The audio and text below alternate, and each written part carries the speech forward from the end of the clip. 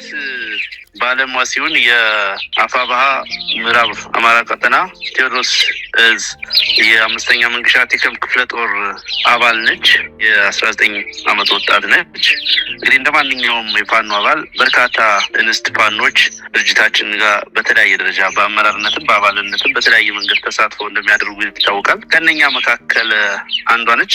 እንደማንኛውም የፋኖ አባል የተሰጣትን ወታደራዊ ግዳጅ በመፈጸም ላይ እያለች ነው በጠላት እጅ የወደቀችው። ቀላል ጉዳት ደርሶባት በጠላት እጅ ከወደቀች በኋላ ያው የአረመኔው አገዛዝ ሰራዊት የእንስቷን ጡቶች በመቁረጥ ማንኩሳ ከተማ ምዕራብ ጎጃም ማንኩሳ የሚባል ከተማ አካባቢ አስፋልት ላይ ከመጣሉ ባሻገር በቆዳዋ ላይ አማራ ሚል ተጽፎ አማራ ሚል የነበረውን ንቅሳት ያረፈበትን የቆዳዋን ክፍል ገፎ በመጣል እጅግ በጣም አረመኔያዊ እና አውሬያዊ ድርጊት ነው የፈጸሙት።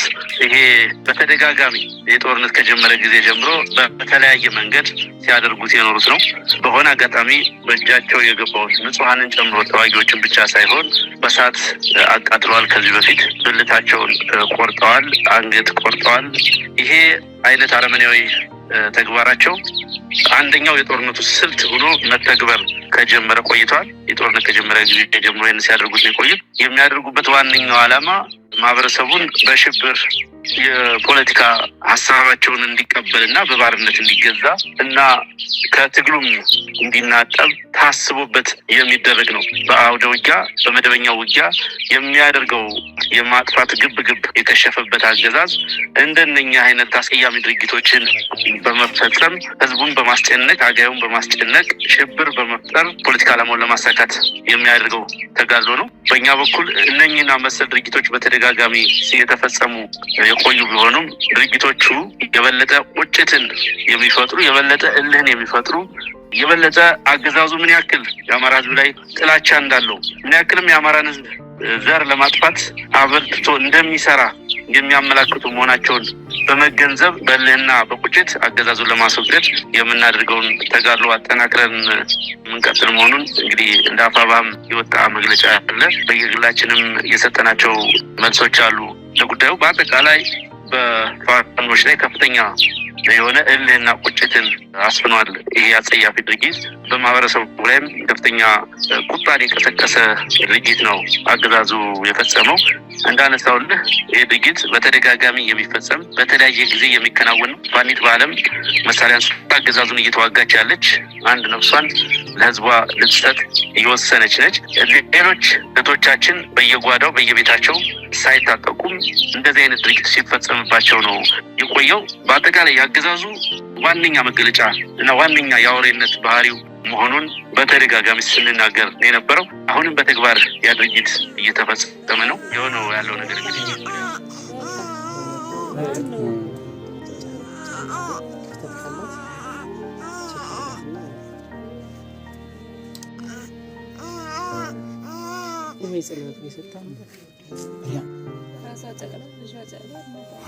ምንድነው የተፈጠረው? ጧት ነው ዛሬ ነው ማዘር? ዛሬ አሁን ባልቻለሽ በጧት እና ቤት ቁጭ ብላ ልጁ እንዳዘለች ነው የምትባል? እንዳዘለች ተሞተሽ ወዲያ እኮ ነው እንትን ያለ የወጣው። ያወጡት አውጣው አመጡልን እኛ መንደር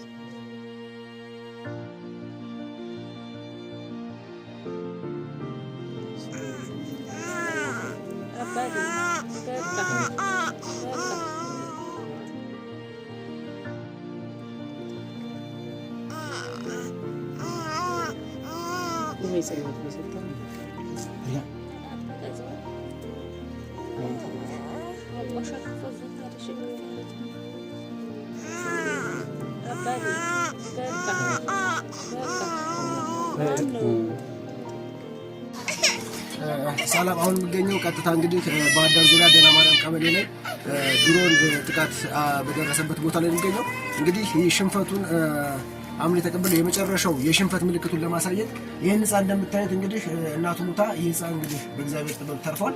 እስኪ አሳይ እስኪ የተጎዳው ህፃን ኦኬ ይሄን ነው። አሁን እንዴት ነበር የተገኘችው ሴትዮዋ? ከእናቱ ጋር እንዴት ነው ያገኘችው? እናቱ ሙታ ሳገኛት በካራሽ ከእናቱ ላይ አንቀልበው በካራ ቀዳችሁ ልጅ ነው ያወጣችሁት? ያወጣነው እናቲቱ ሙታ ያገኛቸዋል። ቧንቧ ሲቀዱ ከነበሩ ሰዎች ብዙ ሰው ሙቷል። በጣም ብዙ ሰው ሙቷል። ውሃ የሚቀዱት በጣም ያሳዝናል። እንግዲህ እንደምታዩት ነው እንግዲህ ያ 4 ወር ህፃን ተርፏል። እናቱ ሙታለች ማለት ነው። ሌሎችም በዛው እስኪ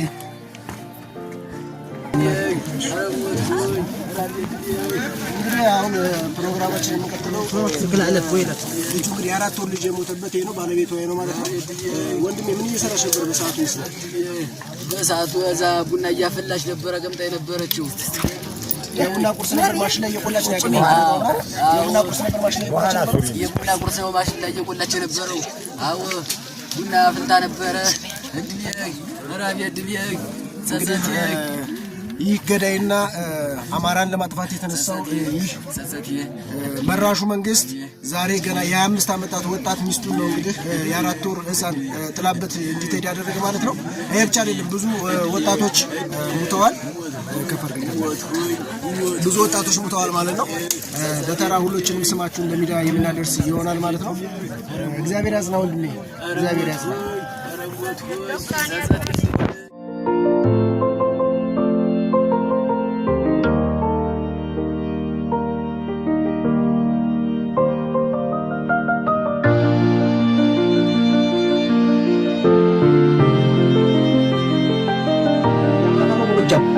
ድርጅቱም ሆነ ሰራዊቱ የሚወስደው እርምጃ በእነዚህ በተከሰከሱ አርሶ መምራት ባቀጠው ምርሻ ላይ በመሪያችን በጀግናው በአርበኛ ዘመነ ካሴ ከ8 ጊዜ በላይ ጥሪ ተደርጎለታል። አሁን በኋላ ግን ምንም በለው የማንታከሰው የማምረው እንደሆነ ሁሉ ማወቅ አለበት። በተለይ የሚሊሻና ፖሊስ የሚባለው ተቋም አጠቃላይ የብልጥግና አመራር 95% በገጠር ስለሆነ ተወላጅ ማህበረሰቡም ዘመድ አዝማዱም 95% በገጠር ስለሆነ አሁን በኋላ ያረረበት ያማስል ነው። የውስጥ ይባሰው አሁን በኋላ ምን እንደምናደርግ ምን አይነት እርምጃ እንደምንወስድ እንተያየታለን። በወሬ ሳይሆን በተግባር እንተያየታለን። በቅርብ ቀን ማለት እንተያየታለን። ስለዚህ በዚህ ልክ ሰራዊቱም መውሰድ ያለበትን እርምጃ እንዲወስድ አሁን ሙሉ የሆኑ መመሪያዎችን እንሰጣለን። ከዚያ በኋላ ማን ነው ጥፋተኛ ማን ነው ችግረኛ የሚለውን ነገር ጥንቅቅ አድርጎ ይረዳል። እውነታው ወይም አሁናዊ የኢትዮጵያ ቁመና እና መንግስትና ማህበረሰቡን ስናይ ስልጣን እንዳልኩት ቅድም እንደዚህ ዝብም እየዘረፈ እንደፈለገ እየገደለም እየዘረፈም የሚሄደው የአንድ ግለሰብ ወይም አንድ ፓርቲ እንኳን አንድ ግለሰብ መንግስት ተብሎ በህዝብ ስም የሚጠራ ብልጥግና እሱን እንዳይከፋው የሱ ህልም እንዳይከሽፍበት የሱ ምኞት እንዳይከሽፍበት የሱ ዓላማ እንዳይከሽፍበት ብቻ እንጂ የኢትዮጵያ ህዝብ መሞት ይችን ታልቅም ጣጣን 0.5 ሳንቲም እንኳን አይጨነቅ። ለሱ ስልጣን ግን 99% ለሱ ስልጣን የሚነሳ የሚወድቅ ብልጥግና ነው ያለ። ሳይማር ያስተማረውን ህዝብ ሳይማር የገነባቸውን ተቋማት የሚያወድም ብልጥግና ወይም መንግስት ባለም አቀፍ ደረጃ ታይቶ ተሰምቶ ይታወቃል። እንዲሁ ዓለም ታደግ ሆኖ የዓለም ሀገሮች ስልጣን ለመያዝ የራሳቸውን ሀብት አካብተው የራሳቸውን አቅም ፈጥረው ነው መንግስት ለመሆንና ሀገሪቱን ለመምራት የሚመስሉ ነው። የኛ የአፍሪካ ብሎም ደግሞ የኢትዮጵያ ደግሞ የኢትዮጵያን ለመዝረፍ የኢትዮጵያን ንብረት ለማውደም ነው ስልጣን ለመያዝ የሚነሳ የሚወርድ። ስልጣን ለህዝብ ከሆነ ለምን አይልቅምና ህዝብ ማያድ ነው። ያፍ ካራቲ ያፍ ፖለቲካ የኢትዮጵያ ህዝብ መቼም አያምን በታምራ ያለ እኛም ስላላመነ ነው የሱ ንግግር የሱ አማርኛ የሱ ገለጻዎች የሱ መደመር የሱ መቃነስ ምንም ነገር ስላጣመን ነው የመጨረሻ ነፍጣችንና ነፍጣችን ብቻ ነው የሚያድነን ብለን ነፍጣችን አንግተን ይወጣ። ስለዚህ ለኢትዮጵያ ህዝብ መሞት ይችላል ቅንጣታል ማይጨነቅ የደነቆረ የደነዘዘ ብልጥግና ስልጣን ይጀምራል ቢል አንሰማው። ይህ ስርዓትና ውሃ ሙላት አንድ ነው። ውሃ ሙላትም ከሰዓት ይሞላል፣ በ30 ደቂቃ ይወላል። ይሄም ስርዓት ይሄም ሞራል ኃይል ሌባ ዘራፍ ስለሆነ እንደፈለገ እየዞረ የሚንከራተተው የሚፈልገውን ነገር ስለፈለገ ነው ስላጣ ነው። ለዚያ ደግሞ እንዳይጨነቅ። ስለዚህ ይህንን ለማድረግ ነው አሁን እሱ ግን የእድሜ ማራዘሚያ የኢትዮጵያን ህዝብ መግደልና የአማራ ክልል ህዝብ መዝረፍ ከነበረበት ስልጣን ከነበረበት ማረግ ዝቅ አድርጎ አውርዶ ያለ ስያሜ መስጠት እናውቃለን እኮ በሰሜኑ ጦርነት እኮ ፋኖን 5 ጊዜ በደቂቃዎች በ2 ደቂቃ 5 ጊዜ ስለ ፋኖ ሲዘግብ እንደነበር እኮ ይታወቃል። ከጭንቀትም ያወጣው ጉሮሮውን ታውቆ የነበረው ሰሜን ሲደመሰስ የሰሜን እዝ ሲደመሰስ ያወጣው ነበር የነበረ የአማራ ህዝብ ሲያከመው ሲያድነው ብሎም ይወጡን ውድ ህይወቱን ከፍሎ ያዳነው ነበር የነበረ። ስለዚህ ለተራ ግለሰብና ለተራ ወሬ ማንም እንዳይጨነቅ። ስለዚህ በዚህ ልክ ነው መደረግ ያለበት እንጂ ስልጣንና ህዝብ ሰማይና ምድር አይገናኝም። ስለዚህ በዚያ ልክ ነው እውነታው ያ ነው። ወይም አሁን እየተዋጋን ያለ በማወቅም ያለማወቅም ገብቶን እየተዋጋ ያለ ነገ ወይ የሆነ ነገር ይሆናል። አብዛኛውን ነው ድርድርም ይኖራል ብሎ የተስፋ ያለው ስራ አለ። በዚህ ጉዳይ ላይ ግን እንዳጠቃላይ እንዲሁ በኒያፍ የሚገለጹ ባይሆንም አጠቃላይ መሪያችን አርበኛ ዘመነ ካሴ ዘርዘር ያሉ ጉዳዮችን በሰሞኑ ማህበራዊ ሚዲያ አስተላልፈዋል። በአንድም በሁለትም በማወቅም ያለማወቅም የገቡ አሁን አፈሙዝ ብሎ ግን አዝሮ ያለ የባድማ ብተናም በመከላከያም ያለ እንትን ኃይል ወደ ወገን እንዲቀላቀል ጥሪ ቀርቧል። አሁንም እኛ እየማረክነ እያስተማርነ የምንለቀው መግደል ስለፈለግን አይደል። ስለዚህ እየማረክነ ህይወት እያዳንን እያሳከምን እየተንከባከብን መልሰን ወደ ነበረበት የምንልከው ወደ መጣበት አጠቃላይ በኢትዮጵያ ክፍል ላይ ላለ በተለይ የሀገር መከላከያ ሰራዊት የተማረኩና እውነቱን አውቀው የሄዱት ይመሰክራሉ ነገም ዛሬ። ስለዚህ እያደረግነ ወደ ሀገራቸው የሚሸኛቸው የመጡ በትምህርት ቤት ተጋፉ የመጡ ትምህርት እያለ ትምህርት እንዲከፈት ይላል። ትምህርት ሊከፍት ዋና ዓላማ ያደረገው ይህንን ጋፉ አምጦ ለማስገደል ስለሆነ ከትምህርት ቤት በተለያዩ ቦታዎች በ6ኛ ክፍለ ጦር 7ኛ ክፍለ ጦር ላይ በ2ኛ ክፍለ ጦር ላይ የተመረቁ እድሜያቸው 15 እና ከዚያ በታችም ያሉ የሚናገሩት ነገር ትምህርት ቤት ላይ ትምህርት ቤት ተባለ፣ ፈተና እንደተባለ፣ ስብሰባ ከተባለ ተጋፈን መጣን ሳናገበታ እንደዚህ የሚል ነው የሚሰጡት። ስለዚህ እንደዚህ አይነት የገባም ካለ በታምር እውነቱ ማወቅ ያለብህ አማራን አማራ አይገለውም፣ ኢትዮጵያን ኢትዮጵያ አይገለውም። ራሱን ያወቀ ማን እየሞተ ነው፣ ማን እየተገደለ ነው፣ አፈሙዝ ያዞሩት ወደ ማን ነው? ከጀስ ምን ስራ ወሰርች መጣ እውነታው ለደን ፋኑ ማርከን እንመጣለን። ምትጓጉት እውነት ማርካችሁ ይዛችሁ መጣችሁ ታውቃላችሁ። የእናንተ ወሬ አቀባይ የሆነን ትቀበላለህ፣ ማርኬ መጣው ብለህ ታወራለህ።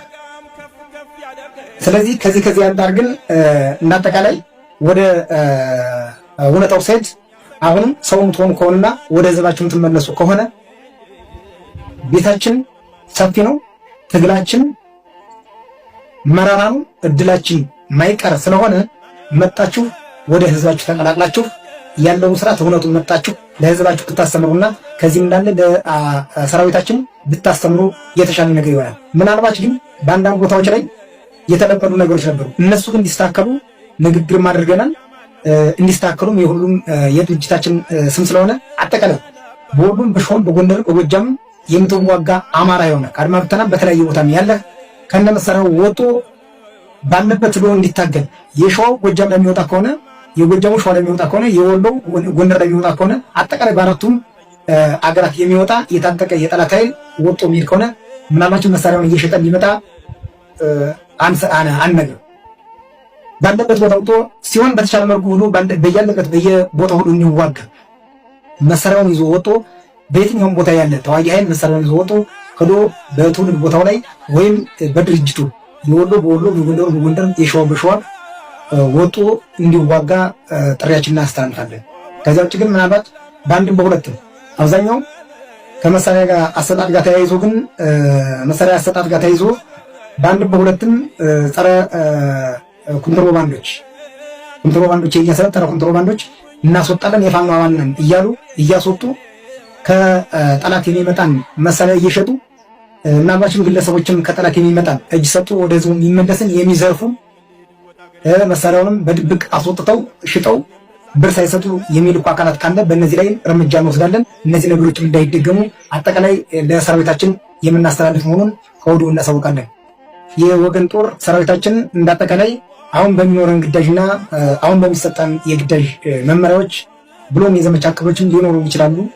የተለያየ ቅድም በፊት ከነበረው ቅድ ሌላ እቅዳችን የምንቀይርና እቅዳችንን በሌላ በአዲስ መልኩ አቅደን የምንዋጋ እንደሆነ ሁሉም በስነ ልቦናም በአእምሮም ቅድመ ዝግጅቱን እንዲያደርግና በተጠንቀቅ ሰራዊታችን እንዲቆም ጥብቅ መልእክቴን አስተላልፋለሁ። ጠላት ሲገባ በአንድ በኩል ወደ ጠላት ሰፈር ፍርጠጣ ምንም ይሉት ቅልነት ነው ራስን በራስ ለበጣ ጠላትን ፈርቶ ወደ ጠላት ሸሽቶ እንዴት ለጠላት ያድራል ሰው ያው ለቆየ ባላንጣ መይሳውን ያክል ያገር ቆሌ በመሰሪ ግፍ ላስቀጣ አባታ ጠቅን ያህል አድባር ከሀገር ከምድሩ ላሳጣ እንዴት ለጠላቱ ያድራል ሰው